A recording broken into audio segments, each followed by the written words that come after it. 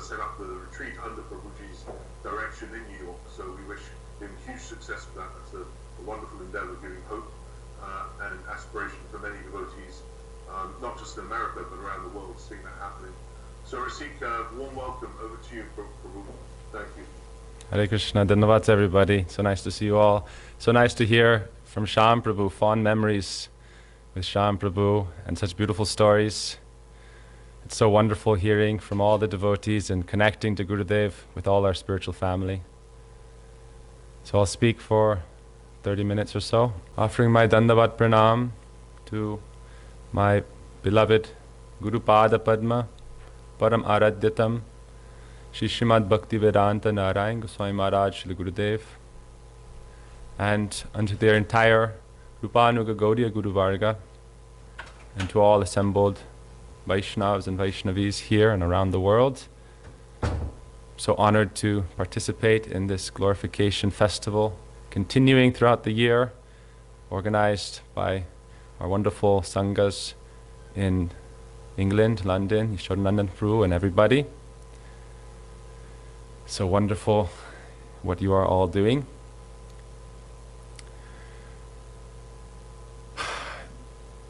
Just a thought I've been having recently is that something I was thinking on Gaur Purnima.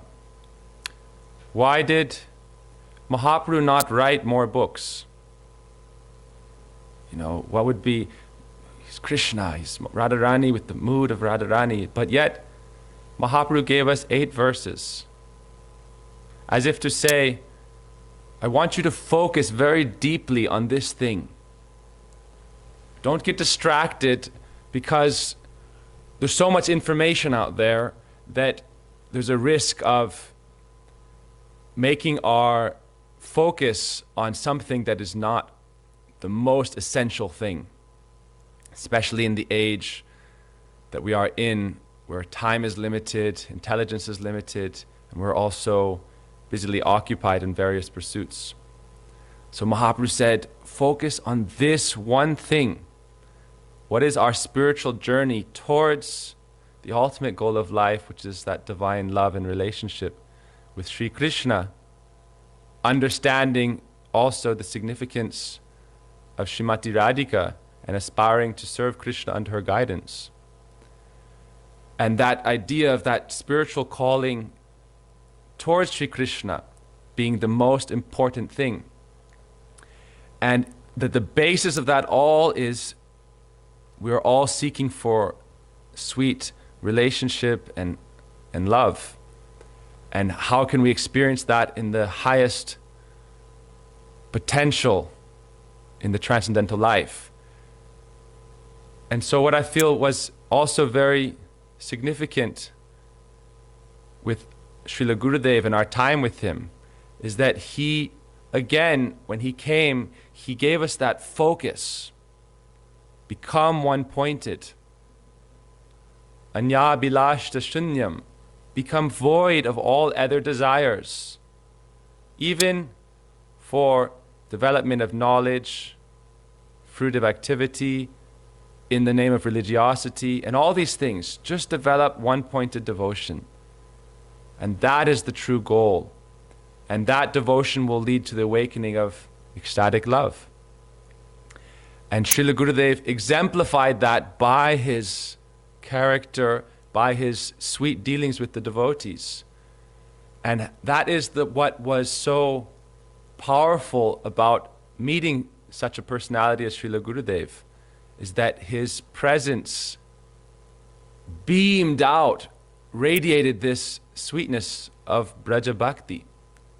And so when he would speak, it was imbued with that power of sweetness and transcendental love. And when he would sing and encourage us all to sing, Govinda Dhamodhara Madhaveti, Radhe Radhe Radhe, Jai Jai Shri Radhe, it would be so powerful. I remember in New Braj, after every evening Harikatha, Srila Gurudev would walk back from the pavilion to his quarters, which is about 200 yards away. And the entire time, it would be like kind of like a parallel to Krishna coming back into the town of Braj, the village of Braj, and everyone is outside waiting to have a glimpse, to have a sweet short interaction, to offer a flower, to have a smile. And Gurudev would very, very slowly, it could take up to like 20, 30 minutes. Gurudev would just very sweetly and slowly walk back to his quarters. And that's some of my earliest memories, actually, being with Gurudev, is especially with the children. Gurudev was very kind and especially affectionate, and so he would, walk with his hand on our shoulder the whole way, and we would all kind of queue up to like, who's going to get the chance to be with Gurudev walking back to his room today. And sometimes it would be one of, the men, or a lot of times it was like one of the boys, Prem Pradeep or myself, or some of the other school children there that we grew up in our Gurukul. Gurudev, when he came to New Braj, I first met him when I was 9, and immediately your life changes when you come in contact with such a transcendental soul. We're all devotees, we're all sadhakas, and yet there's a whole other level. The difference between Baddha and Mukta. Mahaprabhu told Sanatan Goswami a very important instruction. He said, Baddha ara Mukta Falgu or Yukta. Always understand the difference between a conditioned and a liberated soul and false and genuine renunciation. And so with personalities like Srila Gurudev, who is a liberated soul, and of liberated souls, in Sastra it says, of millions of liberated souls, you will find one Bhakta of Narayan. And of all those Bhaktas of Narayan, how many Krishna Bhaktas, Braj Bhaktas, how many Palyadasis of Srimati Radhika will you encounter in your sojourn in material existence? And so that moment when we meet a personality like Srila Gurudev completely transforms our existence in this world. It's described that we're all being swept along in the current of samsara. But that moment when we meet the transcendental personality who is a messenger of Krishna, it is like our soul, which is being swept along in this current, has come upon the bank, the shore of the transcendental land. And very soon now, our suffering condition in this samsara will end. And so I was very fortunate personally to grow up in a devotee community. We had many children there. When I was growing up, about over 100, 150 devotee kids, and so many families. We had, not just in Badger, New Braj, but Pinehurst and Three Rivers and the little towns and hamlets around it. We would have festivals of Rath Yatra and Anukut in our place from the 80s, and hundreds of people would come. And we would have wonderful festivals, and so from childhood I owe a great deal of gratitude, to my parents, my mother, who was so encouraging. From the time I remember 4 or 5, you can't go and play, first you have to chant one round. And so, okay, Hare Krishna on the beads, making sure you chant properly, and then you're going and playing. So that basis of Vanashram Dharma and devotee communities is so important. But then meeting Srila Gurudev, it's like a light turns on, and your entire existence becomes focused on the goal, the true goal of our lives, which is the development of Krishna Prema. And so Srila Gurudev came and he defined that so clearly, that it's not for this, it's not for that, it's not for this. Gurudev would give the story of Arjuna and the story of how his guru Dronacharya, his archery guru, all the Pandavas and Kauravas were assembled and they were doing a demonstration. Who can shoot the pupil in the eye of a bird on the top of a tree? And so Dronacharya would call forth each of them, Duryodhana. And first he would ask them, what do you see? And he would say, I see the tree, I see all you, I see the bird. And he would say, go to the next person. And one by one, everyone did not qualify to even perform the test. They had failed before even. Yudhishthir, Bhima, oh, I see the bird. Finally, when it was Arjuna's turn, Dronacharya asked him, what do you see? He said, all I see is the pupil, the center of the pupil of that wooden bird. And Dronacharya said, shoot. He shot. Immediately it went right to the center. So Gurudev then said, what is your goal? Is it Vanashram Dharma? Developing good situations in society and dealing well with everybody? No. Is it Vaikuntha Bhakti? No. Is it, would you like to become in Vatsalya Ras? That's very nice, but no. Sakya Ras, very nice. No. Madhurya Ras, oh, most excellent. But not exactly, it's not the center of the pupil of the bird yet. Do you want to be Radhika's Sakhi like Lalita Vishaka?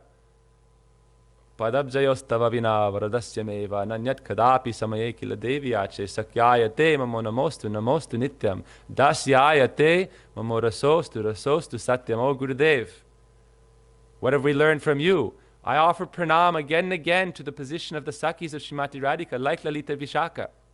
Offering pranam to them. I merely aspire to become the maidservant of Srimati Radhika. Kinkari.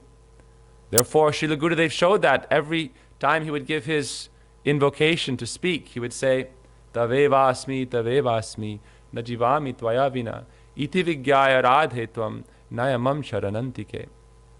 Oh, Shri Radharani, again and again I'm supplicating you, please, when will you accept me amongst your group and thus make my life successful? Without that, I will give up my life. It has no purpose. And so Srila Gurudev would speak like these verses before his Harikatha. And then with that focus, then he would expand and teach you everything else. Prahlad Maharaj Katha, Dhruva Katha, Ajamil, Chitraketu Maharaj, all Ram Katha. Gurudev, he went on 32 world tours. And so he spoke thousands of lectures. And we're in the process of transcribing and publishing all those. But again, why we go back to Mahaprabhu? Mahaprabhu said 8 verses. Understand this. Then you can understand Chaitanya Charitamrita, Srimad Bhagavatam, Bhagavad Gita, the Upanishads, everything. But first understand this vital importance of the spiritual journey towards Sri Krishna and the service of Srimati Radhika and Krishna under her guidance. So Srila Gurudev, I just remember, I don't know, it's funny because I don't have a recollection of how it came about. But I remember how, within a year or two, when 96 Gurudev came to New Braj and the whole community, I would say 90% of the community was swept up in the sweetness of his transcendental Leela. And even before Gurudev came, there was this kind of conspiracy. Should we allow him to come or not? There happens to always be some kind of controversy around great Vaishnavas. And that we would have, town hall meetings. All the patriarchs and the matriarchs of the community would come together and discuss, should we allow him to come or not? And Gopavindra Pal Prabhu, a great Prabhupada disciple, he said, he's only coming for 3 days. If he says something against, because the propaganda is, oh, he's against Prabhupada, oh, he's against ISKCON. Whereas, in fact, Srila Gurudev saved ISKCON. Srila Gurudev was the best friend of Srila Prabhupada. Srila Gurudev did countless, innumerable, immeasurable service to Srila Prabhupada and to ISKCON from its inception, from before its inception. And yet, the nature of when something comes that is immaculately pure, like the sun rising, everything else, its brightness is naturally eclipsed. And so it becomes a challenge to those who have established position. Magnetic attraction towards Gurudev. Gurudev is the sun with the heaviest gravity because he is the transcendent Guru. And Guru means heavy or gravity. And so everyone begins to come towards Gurudev. So it's almost like the black holes have to try to create propaganda, controversy to suck people away from that. But it was really funny because the community decided that, okay, Srila Gurudev, Srila Narayan Goswami Maharaj, he can come for 3 days. Afterwards, everything will go back to normal. Don't worry. Everything will go back to normal. And if he says something, improper or against something, then we'll politely request him, not to do that or not to stay. And so it was decided, and Gurudev came, and just, contrary to the idea of, everything will go back to normal, everything changed immediately. And everyone then, instead of staying for 3 days, we all followed him to San Francisco. And in the airport of San Francisco, my sister, Keshav Kanta, was the first of our family to get initiated. Because Gurudev asked her, do you know the Mahamantra? We were all sitting in darshan and, on the benches waiting for Gurudev to board. Do you know that? And she said, yes. And he said, can you repeat after me? Shri Krishna Chaitanya Prabhu Nityananda. And she would repeat, Shri Advaita Gadadhar Shivasadi Gaura Bhakta Vrinda.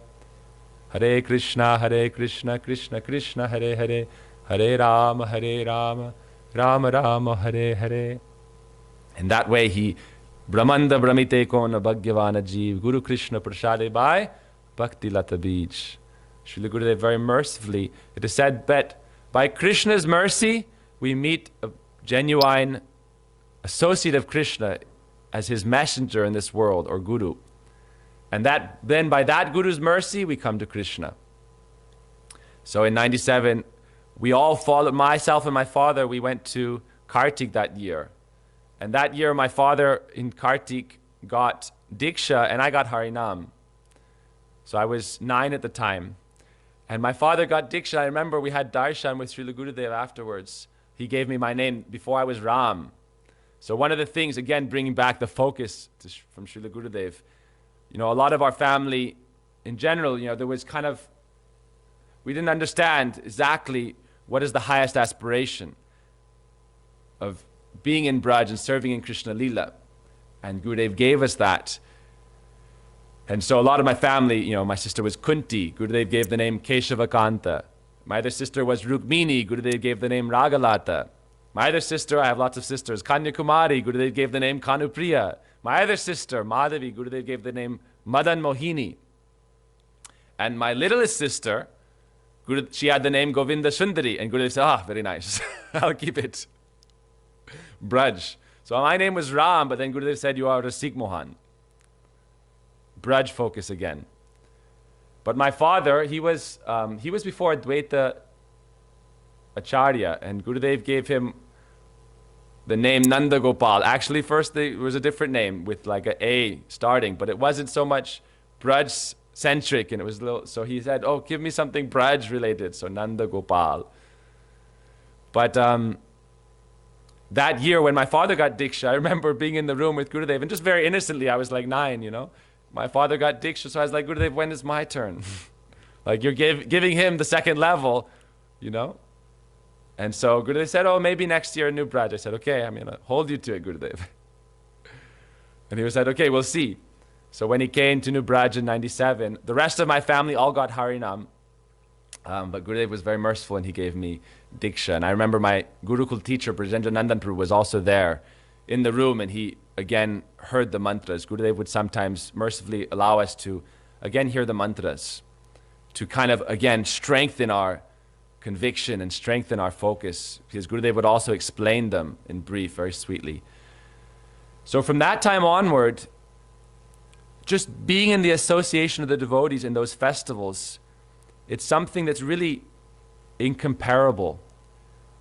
Gurudev would say that these festivals will be remembered for thousands of years, because the potency of being in such an environment where there's Shuddha Harikatha, pure transcendental sound vibration from an associate of Krishna, in a community of devotees where everyone is centered on that one pointed focus. There's no ulterior motive, there's no hustle or game going on. It's just that when Gurudev came, he said, I'm not coming to take anything from you. I'm only coming to give you this treasure of Krishna Prem. The only thing I ask is, the most important thing is your heart, your ears. And through your ears, Harikatha says, Shrutekshita. The Bhagavatam says, the sadhu gives darshan of Krishna through the ears by the sound of his transcendental Harikatha. And then he awakens our innate or dormant tendency of love for Krishna. And so Srila Gurudev would do that. And from early on, I don't know what it was, but I would see Srila Gurudev come, 98, every year. And I started, every year I was lucky enough to go to Kartik with my father. And 97, we took the whole family. So, my father went into credit card debt. We would take 8 people. And, the tickets and the passports and the visas and the festival fees. And we'd be paying off this debt for, years and years and years. But it was like so important to take that opportunity to, it says that life after life, we're born in this world, we get families, we have work, we have societies, but how often do we get the chance to be with the Mahabhagavat, a pure devotee, associate of Radha Krishna, to be in Braj? This is following the instruction of Rupa Goswami. Be in Braj with the Mahabhagavat, hearing Harikatha, going on parikrama, absorbing your mind in this. Manmana bhava mad bhakto.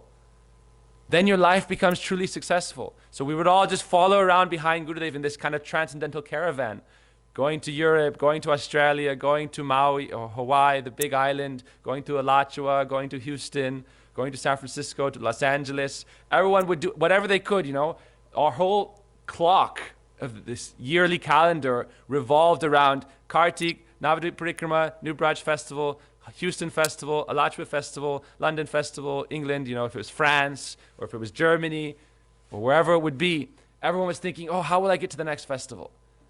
Because in those festivals, it felt like you were truly alive. Your soul had found its true meaning and purpose. And so with Srila Gurudev, I just remember, Srila Gurudev, he's coming, but he's not just this person that we see. He's actually Radha Krishna's associate. And in that group of his associates, he's Radhika's Balyadasi. And this is such a strange thing to have that idea as a young boy. Here's Gurudev. He's arrived. Gurudev would be coming, and we would wait and do kirtan for like 2 hours before Gurudev would arrive, because it's like the whole year. Some people hadn't seen him for a year or 6 months. The thirst is increasing again and again to see him. And so before he would come, we'd all be waiting for hours, and we'd be decorating and arranging the festival site for weeks. And then we would all be doing kirtan, and Gurudev would arrive, and he would come out of the car with Brajanath Prabhu, and with Madha Maharaj, Pundarik Prabhu, so many of his close, Brinda Didi. And when Gurudev would come, you would be thinking like, Radha Krishna, they've sent their Manjari, and he's here to greet us. We're here to greet him, he's here to meet us. And it's just such a special opportunity. And so I just remember some of my strongest recollections from childhood and then growing up with Gurudev is the importance of taking responsibility for Guru Seva, and how this is such an important thing that Gurudev teaches us, that we are on this spiritual journey to finally develop that relationship with Gurudev, that relationship of love with Krishna. And yet, Gurudev also wants us to help others. And so when I was just a boy, 10 years old, Gurudev was like, I want you to become a brahmachari and to serve my mission. And when you're young, it's like, that's a pretty heavy conception, because, growing up, what do you want to be? Firefighter, sports athlete, this or that. Okay, now I'm supposed to become, a monk and serve my whole life in some kind of mission. But every year, Gurudev would say, you're this tall. Now when you're like this, I want you to come to the mat, become a brahmachari, serve my mission. And it's like every year, every time he would see me, 2-3 times a year, he would tell me like that.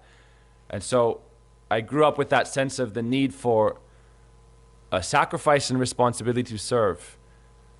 Understanding that while our own journey is paramount, it's also important to develop the mood of seva to our Guru, and not that we are serving others or serving the mission for the purpose of pleasing or satisfying or getting adoration from other people.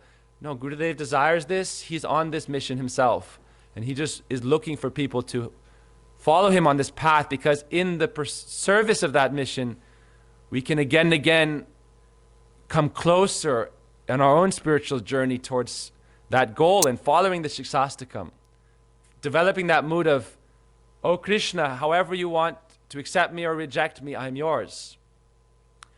And just recently I was translating Jiva Goswami and Srila Vishwanath Chakravarti Thakur's Gayatri commentaries.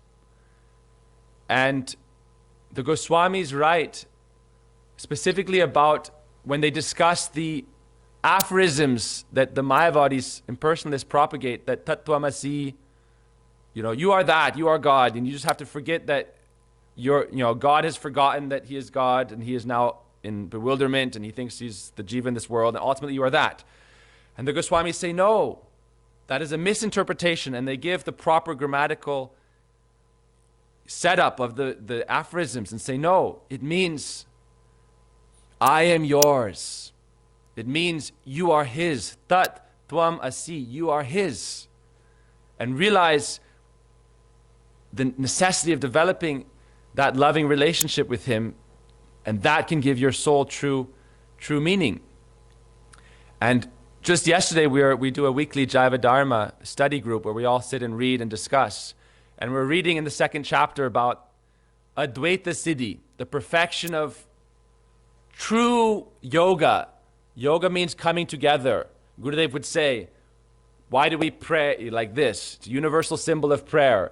One hand represents the soul, one hand represents God. Bhakti yoga is bringing them together. On that elevated stage of prem, divine love, Krishna, the supreme absolute truth, the infinite entity, comes to the level of the soul, and the soul comes up to the level of Krishna, and they develop this mood of prem, where they forget Krishna is God. The soul forgets, I am just a finite particle of consciousness, the servant of Krishna, and they simply have a relationship of love. That is Advaita Siddhi, the perfection of prem, because that divine love is what gives the finite soul the infinite power in which to even conquer over the infinite. Like Mother Yashoda was able to sit Krishna down. No, I will go and rescue the milk. And Krishna is holding on tightly, God himself, but Mother Yashoda simply, very easily puts him down. I will go save the milk. Why? She has that mood that anything in relation to Krishna, for the service of Krishna, is even more important than myself or my direct relation to Krishna, because that's that mood of mamata. We were reading just last night, Radharani says in Prem Samput, and I'll end with this, Radharani speaks very beautifully about what is true love. And it's such a special book. I really recommend anybody, if you really want to hear from Radharani herself about what is the true nature of Prem, then you should read Prem Samput that Gurudev translated and by Srila Vishwanath Chakravarti Thakur. And Gurudev also commented on. So Krishna comes disguised as a heavenly damsel in order to criticize himself to Radharani and see how she responds. And he tells the story that, I once heard that flute song of Krishna even in the heavenly planets, and I was so attracted I came to Braj all this way here. And then I saw how Krishna treated you all, and I was so angry at that, how he, almost very harshly treated you all. He said, I'm only your beloved. And yet then he would meet with everyone else and break your hearts. And so I've come to meet with you and hear from you. You're so sweet and devoted in one point, and yet Krishna is so cruel. And then Radharani, for many verses, describes what is real love. And she says that those who have not realized and tasted that prem, that love, and who speak and preach about it, are only cheating themselves and others. That real prem is something that can ultimately not be described in words. It must be experienced. And therefore, every word of the Bhagavatam is glorifying that love and that prem. But if you're not having the vision to see it, then you may think it's this, it's about this, it's about this. But really it's just about that prem. That prem is what makes Radha Krishna themselves dance. And then Radharani says that prem, you should take that seed of that, Shraddha, faith, the seed of prem, faith, and you should keep it very carefully protected in your heart like a small flame. Not let it be exposed outside, because then so many winds of different ideas and different association can blow it out. You must kindle that inside and let it develop bhava, bhakti, and ultimately to Prem. And Radharani says that Prem is so powerful that it destroys all obstacles. And she speaks very strongly, it's like verse 54, 55 in Prem Samput, that Prem is like a lion. And a lion attacks and defeats all elephants. The Prem is like a lion and it can defeat the elephants of anything else. I hope everyone can still hear me. It sounds like the microphone changed. That Prem is like an elephant. Sorry, that Prem is like a lion. And it defeats the elephants and then eats them. And that nourishes their strength. And so any obstacle in the face of that love only nourishes it. Even if Krishna himself, Radharani says that if it's one's family members, if it's society, if it's any obstacles according to one's karma, according to anything, that obstacle, even Krishna going to meet another beloved, it only nourishes the Prem because that Prem is a powerful lion. And then she says, she goes even stronger in her terms. She says all obstacles are like dogs and lions very easily devour all these dogs. And that Prem is always victorious. And yet, we must understand the importance of developing that Prem, not merely going around and speaking about it. It's a very subtle distinction. We're serving our Gurudev as his messengers, but we must always take the time out for that, developing that relationship with Gurudev and with Seva Kunj, with Radha Krishna.